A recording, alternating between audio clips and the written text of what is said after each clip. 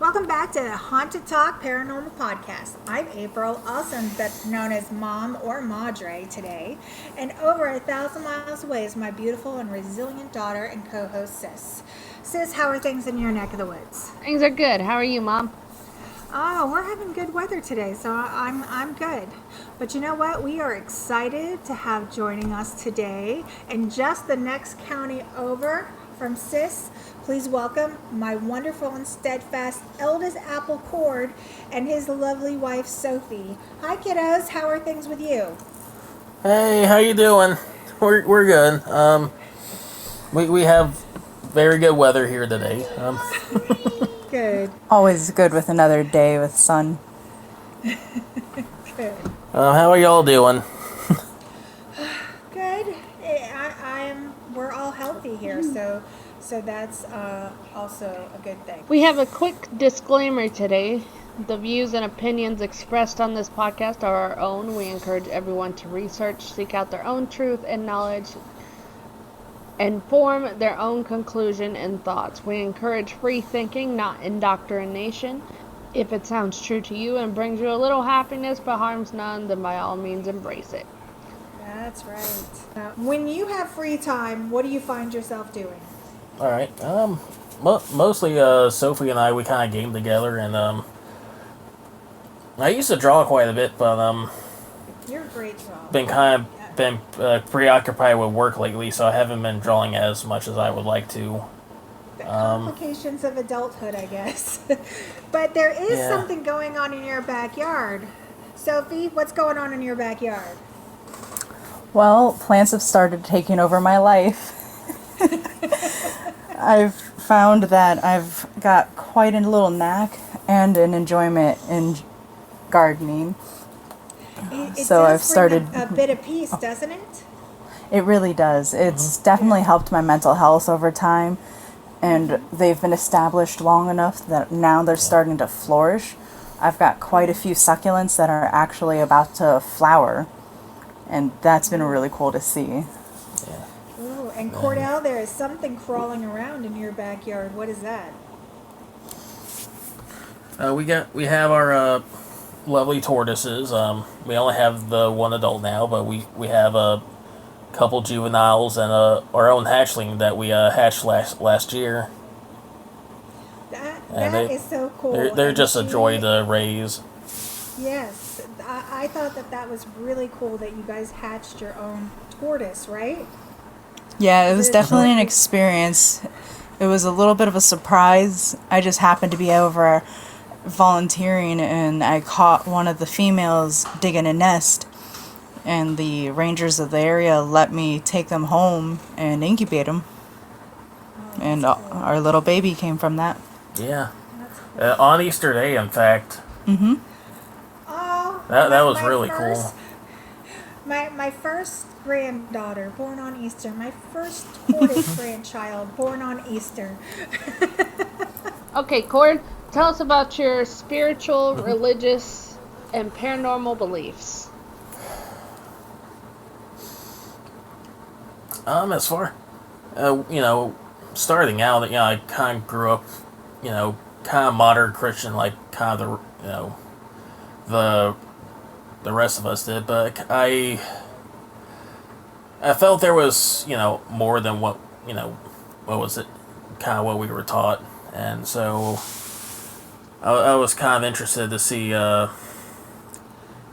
else is out there, Now, in my mind, Cordell, I felt like I raised you guys to Mm-hmm. seek out your own beliefs. Do you feel that's true? And it's okay. You're old. I won't punish you if you disagree with me. Oh, definitely, yeah, and I felt you did. If anything, it was kind of growing up where we did. It's more of that.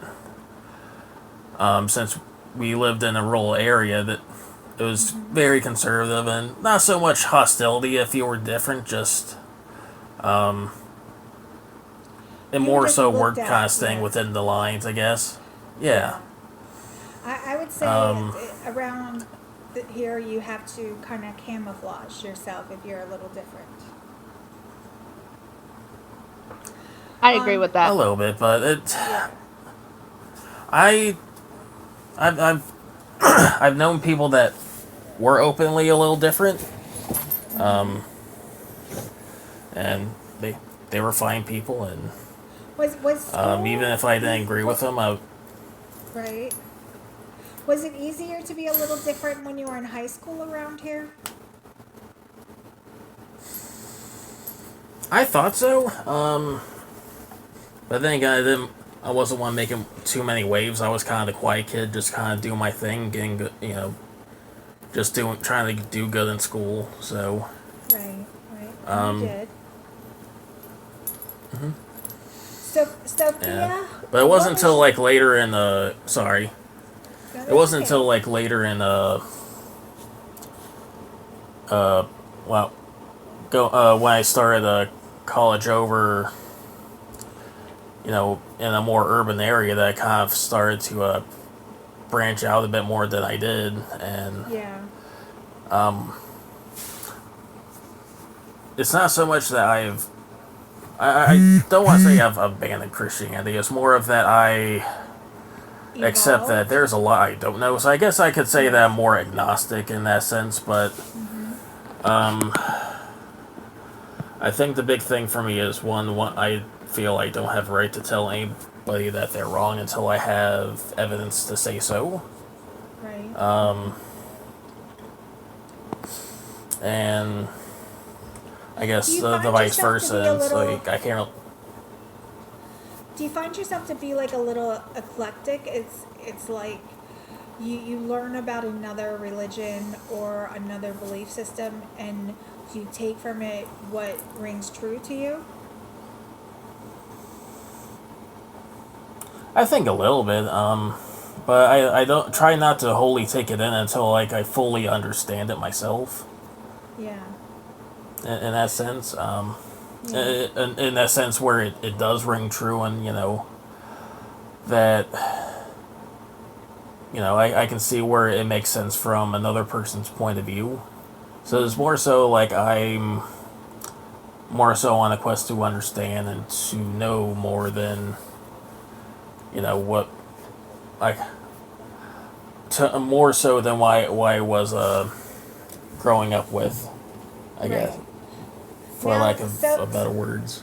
Sophie, of course, you married into the family. You didn't grow up into the family. What is your spiritual, religious, and paranormal beliefs?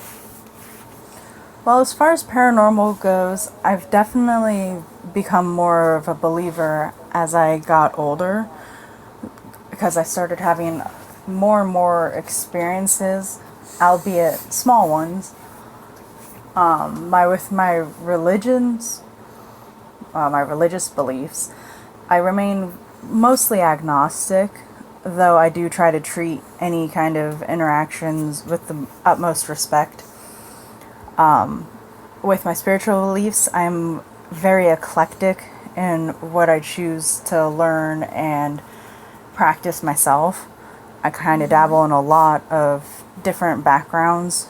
I've started by looking into my ancestry and picking from areas of those. Okay. I do also practice magic. I do consider myself a baby witch still. And with my religious beliefs being mostly agnostic, I tend to work more directly with the elements over any deities or anything like that. Okay. All right. Well, I I like to work with the elements once in a while, but I find myself working with a mixture of not only the elements but ancestors and deities. It's definitely something that I'd like to branch into further. I've had plenty of experiences that make me go, maybe there is really something more out there just because I can't really describe and explain it otherwise. But it Right. does make me a little uncomfortable because I'm not really sure how to have this relationship with the deity since it's not something I've ever really had, especially growing up.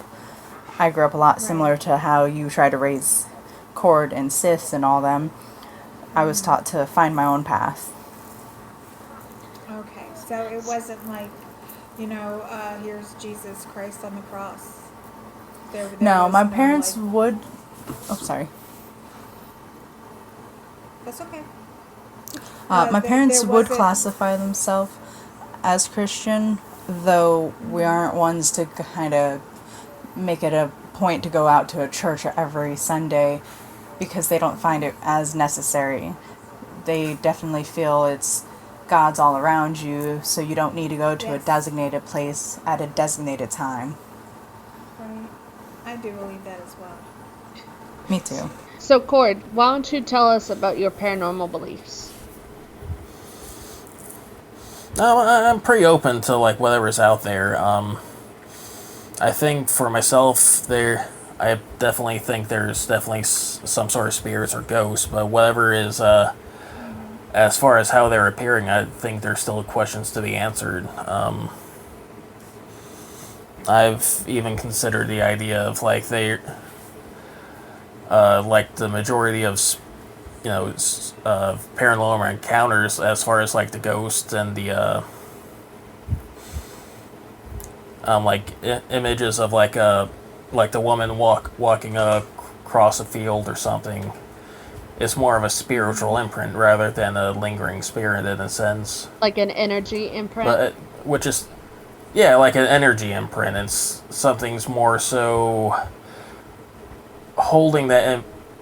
It's like a recording of that information on something, like kind of like how you would record a video on a hard drive. I agree that there's different types of haunting, and those are mostly called Yeah, definitely. psychic imprints. How do you feel about your sister being clairvoyant? Meaning I see dead people. Did you know? I was not aware of this. It's breaking news right here. To be fair, that's I fine. only That's just cool. recently learned. How often do you see dead people? Anytime I try. Sometimes they come Fair. uninvited. But yeah, and that just shows me you hadn't listened to the first episode yet, because I talked about it. No, It was a long one and I need to sit down. I promise we're gonna listen. My apologies. Way to get ratted on. Yeah. Oh, that is funny. That's all right. I promise to go back and to listen to it. I guess that makes sense, especially where we kind of grew up in the Prairieville house, Well, since you brought up the kind of being Prairieville exposed to house, that. So yeah, you spent 8 years of your life there, and and before you left home and spread your wings. Can you tell me what your first impressions of that Prairieville house was?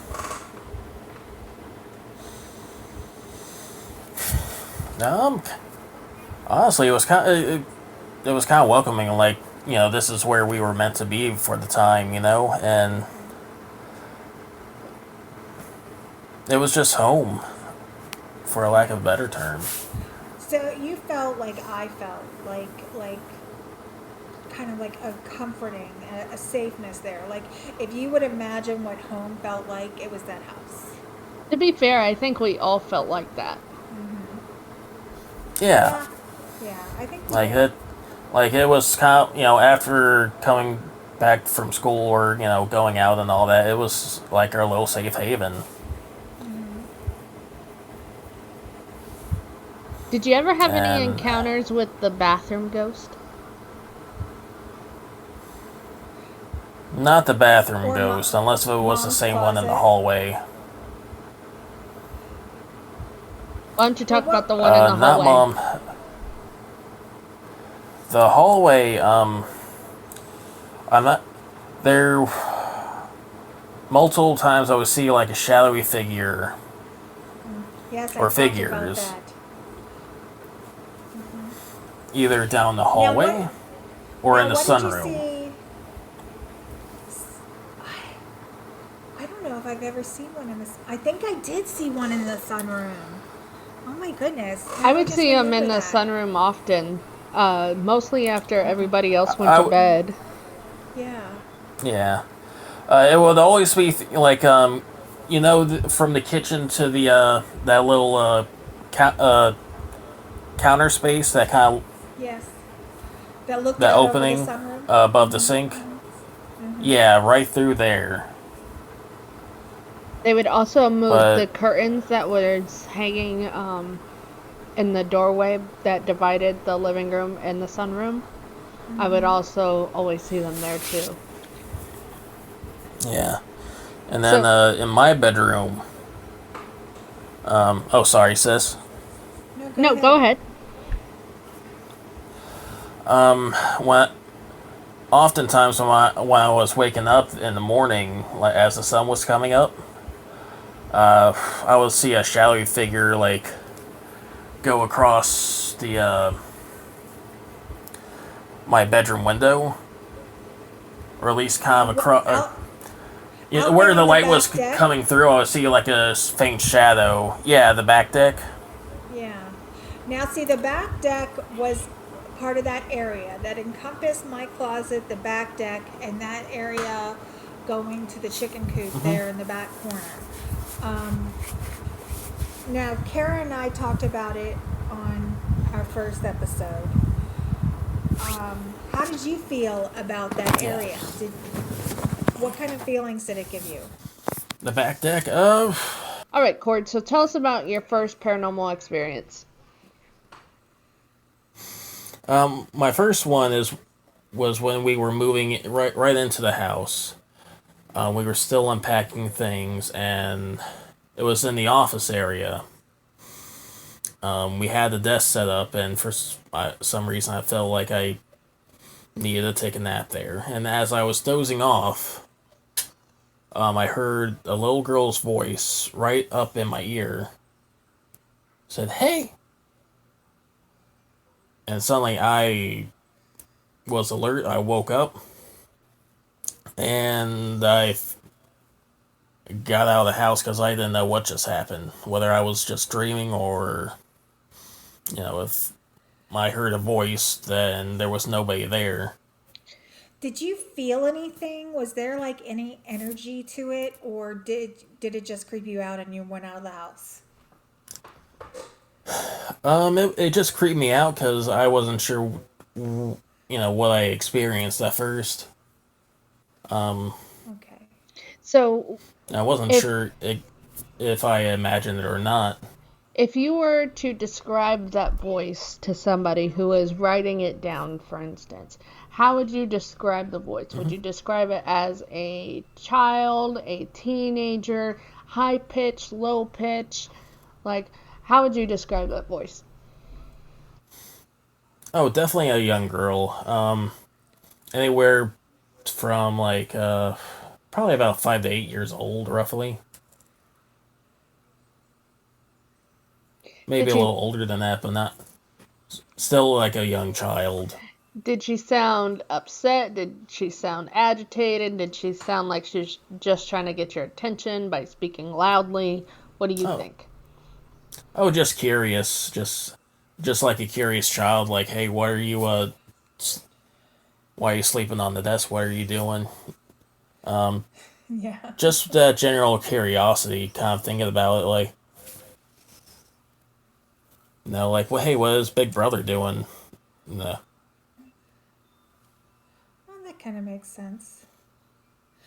All right. Yeah. We had touched on in another episode about my closet in the back deck, that area of the house over there.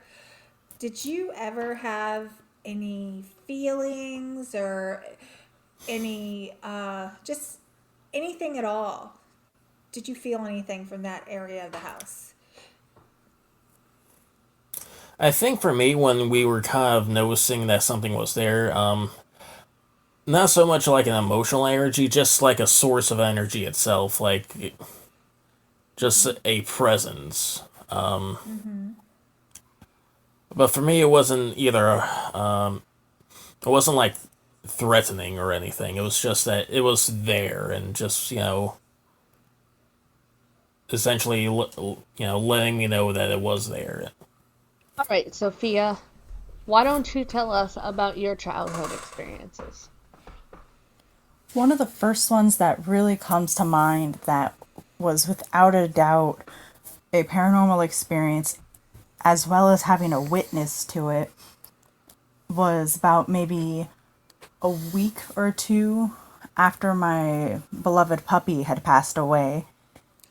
I had had the dog since I was a baby, less than a year old, and he passed away when I was 15. We hadn't gone and got another dog to fill that void yet, but I was sitting in the living room with my mom.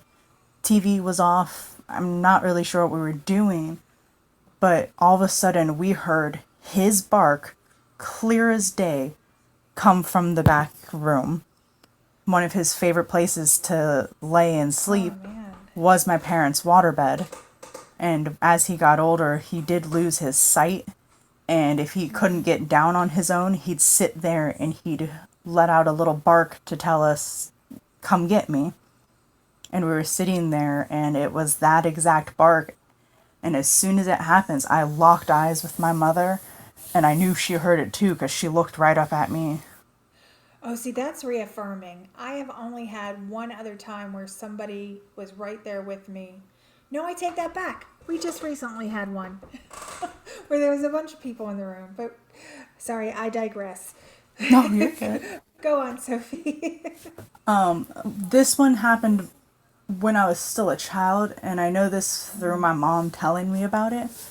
But when my grandparents still lived with us in that house, there was a shadow that seemed to live there. It was about the size and shape of a young girl, and you'd see her running across the back wall in the hallway. And multiple people that have come to visit have noticed her and made comments to my parents. You would hear the sound of doors closing while all of them were still wide open. I do remember having that as well in my childhood. Wow. Some of the more simpler ones where I'm kind of not sure if it was just me dreaming and being a kid or something more was every now and then there'd be this dark hooded figure standing over me from the foot of my bed. And sometimes I could hear the sounds of like what I thought of snakes slithering through the leaves. But I knew it wasn't there because it sounded like it was coming from in my house. But I just told myself it's outside. Yeah. Oh my goodness. Oh. Yeah, it scared me a lot as a kid. Something something I think is really big in my adulthood that I still to this day feel when I go there is when I walk through the door, it makes me just uneasy. It feels like there's this old, heavy presence that just lingers over the house. In the recent years, it's been better since my brother and his kids live there, and so does my uncle. There's a lot of energies coming in and out, which are either masking it or helping push it out. But every person I knew that I would come over with to that house all felt the same way. It was uneasy, tense, and just unpleasant. If you need a clairvoyant, I know one. I've been thinking about that. I keep telling my mom I'm going to purge the house. Oh my goodness. Well, if there is a dark energy or some kind of negative energy there, that can change the mood of the people living there and affect them in ways that may be called something else medically, at least in my opinion. I thoroughly believe that's the case. No, That's possible. that is the case. Well, I say that because when I was growing up, me and my mom would butt heads hardcore. Like, it was, neither of us were That's willing like to a rite of move. passage too. It was one of those things where I'd be easily agitated by something silly. And I started thinking maybe I'm just looking into it too much. But when I moved out, it was like night and day. All of a sudden, our relationship improved tenfold. And then when I had to go back to live with them again for 3 months, after the 2.5 month mark, exactly, things went immediately back to how it was when I was a child. Ooh, that's hard. You'd be surprised how often, like, when I give a reading, that all of a sudden I'll get a migraine, or I will get my chest will start hurting, or some part of me will be affected. It This, it's it's almost like they know. Sometimes it can be used to, like, if somebody died by a heart attack, my chest will start hurting. Sometimes that's the case, but I know some darker spirits who can and will affect your moods. I have just a random story that I'll tell really quickly because I think it applies to this. Um, but one time Jake and I have Jake was suddenly sick. It made no sense. He was perfectly fine an hour ago, and then suddenly he's in bed with a fever and hallucinating. And I get so irrationally angry. Like, I was nasty. You guys know me. I may not be yeah. all, happy smiles all the time, but I'm not Sunshine and nasty. rainbows. Yeah. Right. I'm not an angry person. I was yelling, I was ripping blankets off of him, and like he's like begging me to stop being mean because he's having an hallucination. And you should actually ask him when you interview him about this. Was this at the house that you guys first lived in together? No, this was in this current house. Oh, wow. Really? Oh, I wow. actually drove him to the hospital. But once I got outside, I was perfectly fine. Like, I felt so guilty for how I acted. And that's called a spiritual attack. What was happening was, if negative spirits can affect your relationship with people, if they don't want you to be close to somebody, or, in my opinion, because my religious beliefs, I lean more towards spiritualist Christian beliefs. It is my belief that God has a plan, and that plan involves Jake and I being together. So I believe that negative spirits will do anything to try to separate us and try to prevent us from completing God's plan. And Well, my beliefs is I need to come to your house and sage. well, it hasn't happened in a really long time because I've done a lot of stuff. But Good. But yeah, that was just an example of how badly negative entities can affect you. And it does happen all the time, and people don't even realize it. They get like these bursts of anger and Yes. have no idea where it comes from. Yes. And it's not just spirit, it's other people's energies too. I have been in a good mood and then turned a corner, and then somebody that their energy does not mesh well with mine. As soon as I see them there, the mood changes. And they haven't done anything, and I haven't done anything. It's just like the mixture of these two energies coming together that do not work very well together.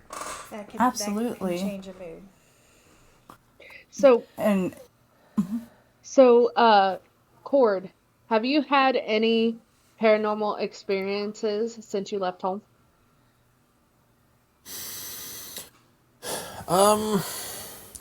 For me, it's more of sensing like the presence of energies.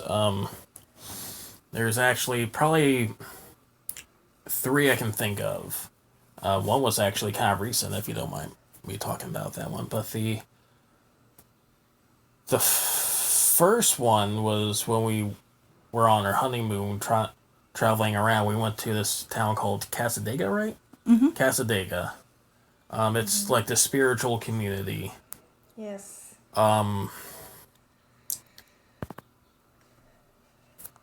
For me, it didn't feel quite right. Like the whole I area? got it felt it wasn't like negative energy. It was just this twisting of energy. It like Okay. a bunch of yarn and string just tangled together, and like and if you try to sort it out, it would just make the tangles even worse. I'm so happy you Right. bring that up because it's one of the things I love talking about when I talk to people about our spiritual beliefs together because I'm definitely fully immersed in that. I personally believe Casadega may lay on a ley line, and that's why even you, as someone who you're open to it, but you don't fully necessarily embrace and work in the world of spirituality, even you could feel it and describe it in the same words I used.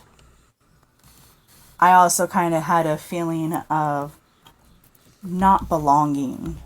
I definitely was an outsider there, and I felt like people were watching me from their houses and kind of just got that go away feeling. Yeah. The exception though was, I would say when they had a, when the tour kind of went to the church. Yep. That was calm and serene. Same. It But was it the was like the ire of this massive storm that's kind of brewing. And That doesn't it's not surprise so much me at that they're all. doing something. Yeah. And it's not so much that they're doing something negative. And I just think that their mesh of different practices is just not meshing well with each other. what I think it was is how negatively they view the use of tools in the craft. There's definitely a maybe unintended negativity behind that energy, but they're very hard about anyone who practices cannot use tools if you're living there and providing your service there. I think because they are, I believe they're spiritualist, as far as I know about the place, and um,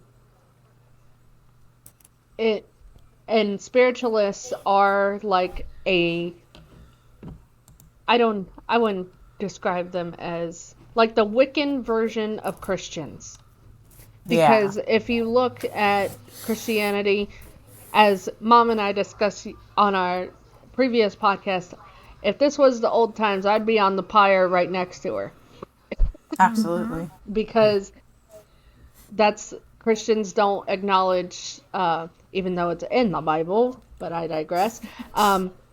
Christians don't acknowledge that seeing spirit as a gift. They think it's something negative. So I think that spiritualists be kind of view the use of tools. Like, I respect Mom's choice to use tarot, but I don't want anything to do with it. And the And I reason totally understand that. and the reason that is because when I'm giving a reading, I'm I'm physically seeing who I'm allowing in. Um and I have the ability to close the doors and all that stuff. Um with tarot, you don't really get to see who you're dealing with. So, But that's why I mean I take precautions by I do call the corners and ask the guardians to come in before I do a reading. So it gives me a form of protection. And I also ask the Lord and Lady if they would watch over me. And so I have all of the elements and spirit working together as I communicate. So it's almost like having a protected shield around you that only what you need to know, that only your higher selves, your spirit guides, your ancestors can guide you. And Because yeah, I get that. I don't like just knocking on a door and saying, "Who's there? Somebody, anybody who hears my knocking, please open my I'm door." I'm And pretty bad about that. I take my precautions, but there's also a thrill and a seek for knowledge on that I can't Ooh, help that's kind of think about. scary. that makes me nervous. Okay, I don't do it, yeah, but it's something that I think about I because it's just like it's there. But as It's far knowledge. as Casadega goes and the energies, and probably why you felt pushed out or felt like something's watching you is because I don't know how they exactly do it, but think about all those readings that happen there all the time and much uh how many spirits they're bringing energy. forward, yeah, and how many loved ones, just and just like every human is different, every spirit has a different energy. Like I told mom yesterday in the last podcast that, you know, if they were nasty in life, they're going to be nasty in the spirit world. Like that, unfortunately, does not change. um, I've had spirits scratch me when I didn't acknowledge them. I've had, them tell me to get the F out. Like, I, people, How rude. I know spirits are nasty, so I can only imagine that energy, and I would love to go there one day. I can't wait. I Okay, definitely Yeah, encourage am definitely looking people. would at ley lines. recommend going. I am looking at a map of ley lines, and one one particular map, it looks like one is close, but not running through Casadega. Um, but there's one that runs through the county I grew up in, which is the county that you guys are in right now. I could So definitely see the ley line being near Yeah. Casadega. I've never been directly on one that I know of, at least not opening myself up to that feeling. So I really kind of didn't have right, a frame of reference. But as far as feeling the flow, the actual flow of energies, and then just hitting this massive knot brought to mind the image yeah. of ley lines. This is post editing sis speaking. Because this episode was so long, we are dividing it into 2 episodes. So please join us for part 2 of Cord and Sophia on our next episode of Haunted Talks. Bye!